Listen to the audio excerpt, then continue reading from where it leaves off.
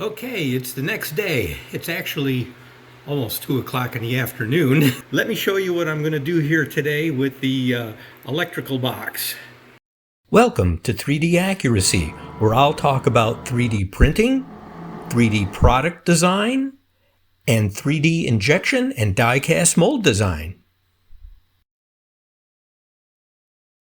So now that we have some more circuit breakers in there that I went and got last night, time to hook up all the wires. I've got a couple of connections to make here into these circuit breakers, which run down the PVC pipe and out along the wall for all these outlets.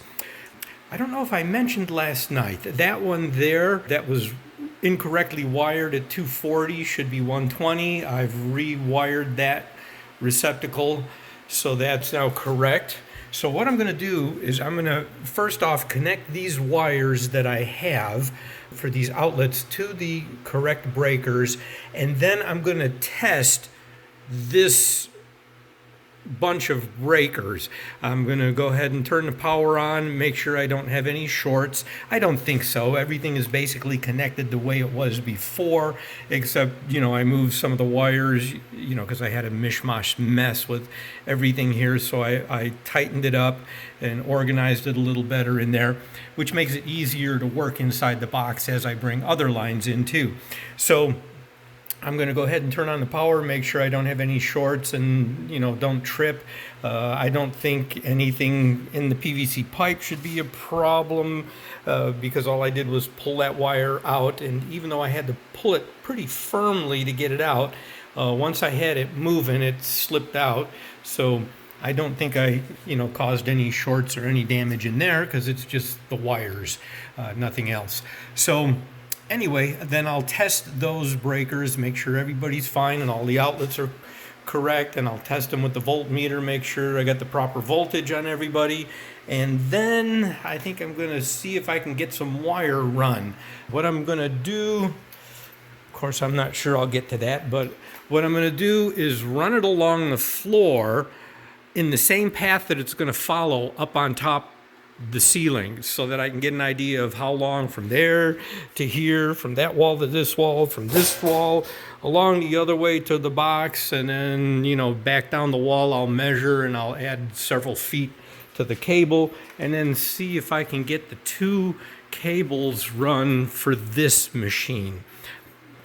I need a 240 volt line and I need a 120 volt line for the air compressor there, this guy right here. So I got to measure out. There's the other wire. The rest of the wire I got yesterday.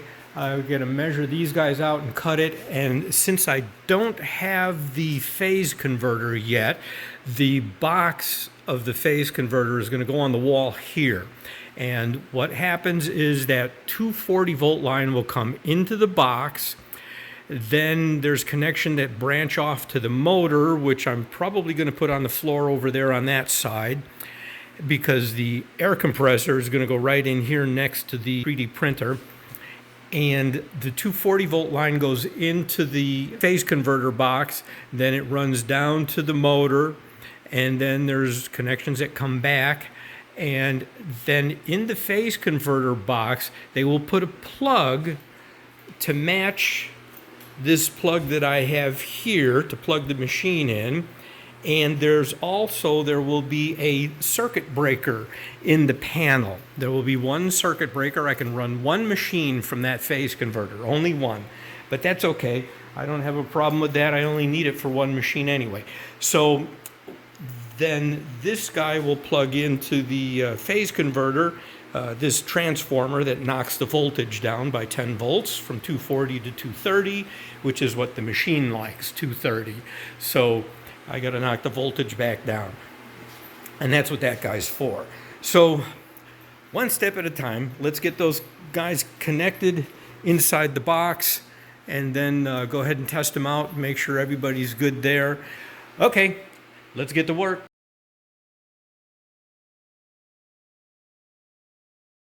Okay, all the wires connected to the circuit breakers. Check this out. I didn't trim these wires back. I could have made them a little shorter, but I just left it in case I decide to move things around for whatever reason. It just gives me some extra wire to work with. Of course, the neutral wire, the whites, and the ground wires are never going to go to a different position, so those will never change regardless of if I move these breakers around. So, cutting those back shorter is a good thing. It just keeps them out of the way. So anyway, I've got everybody connected. They're all nice and snug. When you're using these little tandem ones, I notice it's a little tricky to get the wire in there because of the way the connector is on the inside. If you push it towards the bottom of the slot, towards the back of the breaker, there's a little metal piece in there, part of the connector that it bumps up against, and it's not really inside to be clamped down by the screw. So when you're doing this, if you're using this is a square D circuit breaker panel and circuit breakers from Lowe's. Got that from Lowe's. But if you're using one and you're using these tandems, just be a little cautious when you're putting in the wires. Make sure you're getting them clamped in there correctly, and not that they're loose and you don't realize it. Of course, you'll probably check it anyway. Most people do.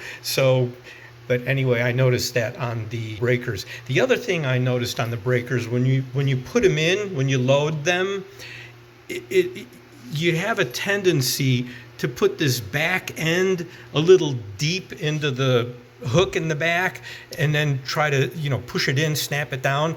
But if you get it too far, then you have a hell of a time getting this to connect on the other side. So you don't want to make sure that breaker is forward towards you in the little hook in the back. When you get behind, I don't know if you can see it here on this side, there's like little hooks where the plastic is molded, creates a little hook in here for the circuit breaker to get behind and hold on that side.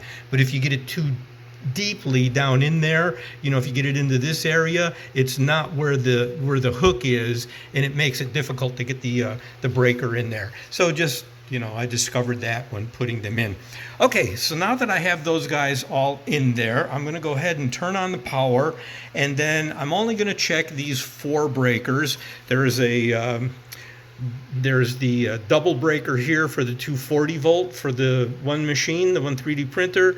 Then I've got a 110 30 amp or 120 30 amp, and then I've got 2 tandems, both 120s for each side, but they're all on their own. This is a circuit, this is a circuit, this is a circuit, and this is a circuit. So I've got the red hot going into one and the black going in the other one. You can see how that's connected down there, black red, and that gives me the 2 hots to have independent circuits, so that each side of that is on its own dedicated circuit.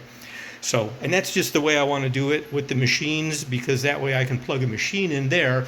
And I'll do the same with these guys over here. When I put these 2, I'm going to actually have outlets up there, and they'll be double outlets with an extra set of connections up there. So the machine is on one, and I also have a spare outlet up there if I want to plug something else in. So it gives me more flexibility. So I'm going to go ahead and turn on the power, and then turn on the circuit breakers in here one at a time, and then I'll check the voltage on all the outlets, make sure everybody's good and correct. And then if that's good, then I'll go ahead and turn it off again, shut the power off, and then I'll see if I can start feeding some wire in. But you see how much neater this is? All the wires go from the breakers directly to their source, where they're going out or coming in, however you want to look at that. But I don't have, other breakers that are going to cross wires over or from left to right. The way, the wires are going to route in the box. Everything's going to be clean and open. So if I need to make any changes or fix anything or whatever. It's just much easier, much cleaner to deal with than having wires crossing all over the place. I mean, you get a little bit of that going on, you know, regardless, but there's no sense in making it worse than it has to be. Let's go turn the power on. The electricity's turned on at the main panel, the other side of this wall. You can see it coming in here on the bottom. Nothing flipped. The circuit breaker outside on the main panel, when I flipped it, it didn't pop off. So that's a good sign. So far, it's good. So let's turn on the circuit breakers here and test all the circuits and see how they're doing. Let's find out if we have this correct. Now, I did take my voltmeter, which is sitting over there on that outlet, and I did check the main connections coming in between the neutral and the hot. I've got 120 volts here, and between the neutral and the other hot, I have the same 120 volts there as well. So the panel is now hot, so we want to be extra careful. So if I'm not aiming the camera correctly, it's because I'm watching where my fingers are going more than where I'm watching where the camera is aiming. So I'll try to get it in the video, you know, get it in the frame correctly. But all right, let's see here. This is the 240 volt 20 amp. Okay, that one's good for that machine. 120 volt 30 amp. That one's good, didn't flip off. Now I have the little tandem one, so I'm going to flip them one at a time. That one's good. That one's good. That one's good.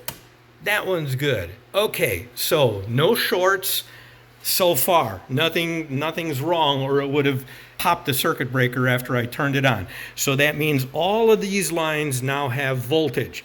So let's check them. I'm going to do it the easy way here. I'm not going to check it with the voltmeter. I'm going to check it with this little outlet tool. I like this little guy. I don't remember what I paid for it. I bought it some years ago. They're not horribly expensive, but it tells you whether the outlet is wired correctly or not. You see there's a little diagram on the bottom there where it shows if you have an open ground or da-da-da-da-da. And the correct wiring, you should have the two lights, this one and this one, go on. So let's plug this guy in here and see what we have. Get in there. Ah, see? Wired correctly. So this outlet is good. Let's try this side, because this is on another circuit now. See? That one is good. And we should, okay, we see that one is on. Now I know here in the circuit breaker box, that should be this breaker right here. So if I trip it off, then we see the little tool turned off. Okay, so we have those correct. See how convenient that is? You can take a 240 volt line, so I only have to run one wire, but I can get two independent outlets there, which I like that idea for in the shop. So we turn that back on, and it's good. It's back on again. Okay, so let's check the one. Can I get over there? I got junk spread out on the floor here. Let's see if I can get in underneath here and check this guy. A little precarious here. I don't want to bump my head. All right, let's get it in there first. There we go. That one is correct. The two lights on the right. And this one, that one's correct also. So our wiring is correct and we have voltage. They're working.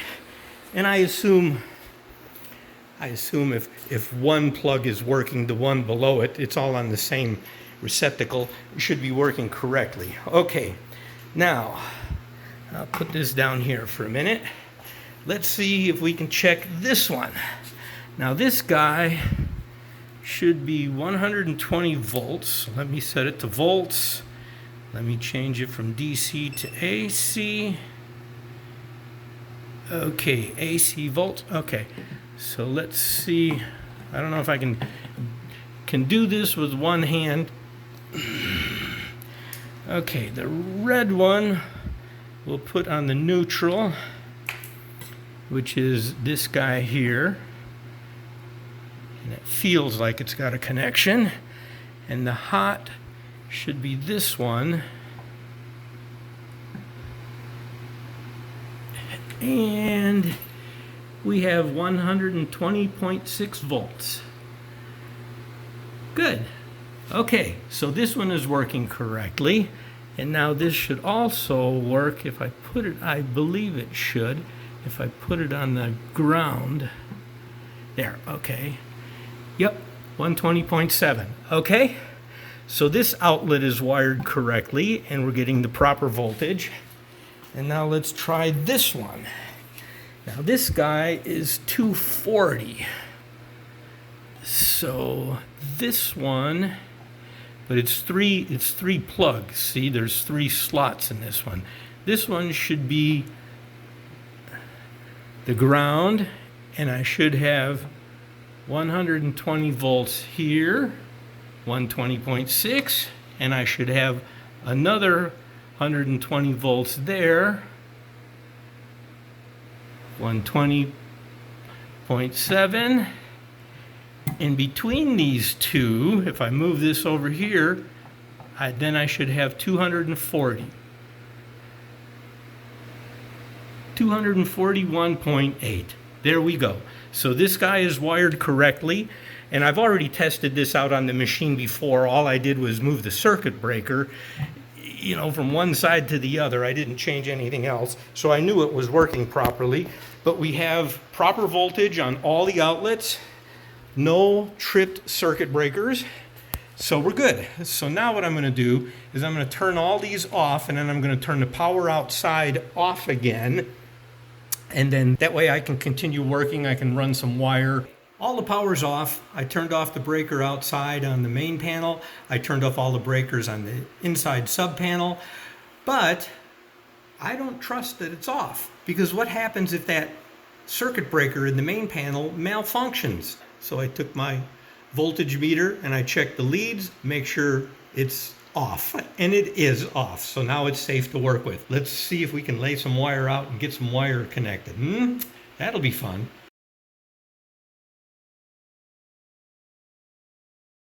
So I have the metal clad cable laid out on the floor. You can see there's the end where it's going to go into the sub panel. And there's the extra, all the extra from that air conditioner run that I pulled out. So somewhere it'll cut somewhere here. But anyway, I laid it along the floor, and then it's got to go along the ceiling actually, but I'm laying it out on the floor and all the way over to a little bit beyond this and make a curve. And then we're going to go along the ceiling here, and it goes along the floor under the machine, and it stops right here. Here's the end of it. So I don't have enough to go all the way to the wall and down to hit this machine. So I'm going to have to use this piece of cable, this piece of wire, to do this machine or this machine, one of these two, because it's going to end up with an outlet right up here. So that'll work. So anyway, I got to open up a brand new one and see how far that gets me. If I can get, I'm sure it'll come to this machine, but I don't think it'll do it twice, which means that I've got to open the other one also, which is why I bought two, because I had a hunch it was going to be short. Then I'm hoping that there's still enough to do another one of these, because I got to have one here and one to this machine, so I've got to hit like 2 outlets up in this area. So if I can get enough for out of this one to come all the way to this machine and then come once more, I don't know. I don't think it's long enough, but I'll see. I've also got to run some up and over from the box over the garage door down to hit these 3 machines. I need 2 lines to run there, so I'll have 4 outlets total, 3 for the printers, individual circuits, and 1 extra outlet that I can plug whatever I want into, something else. So that's how far that one made it. Time to open up these guys and see how far I can get with this, and if there's enough to make another run. We'll see. I think I'm going to be buying more of this metal clad wire, this cable. So Let's lay this one out on the floor, see what happens. Well, rain delay. I got the armored cable laying on the floor around the shop to feed the first line in, and got the clamps and realized I don't have the screws to screw the clamps to hold the metal clad cable against the wall. So I gotta run back to the store and get some screws. I hope you really enjoyed this video. If you're ever in need of 3D product design, 3D injection mold design, 3D die-cast mold design, or 3D printed prototypes or production parts, please feel free to contact me. You can find contact information in the video description. I look forward to hearing from you and to being of service to you. Thank you for watching. As always, I appreciate it. See you on 3D Accuracy's next video.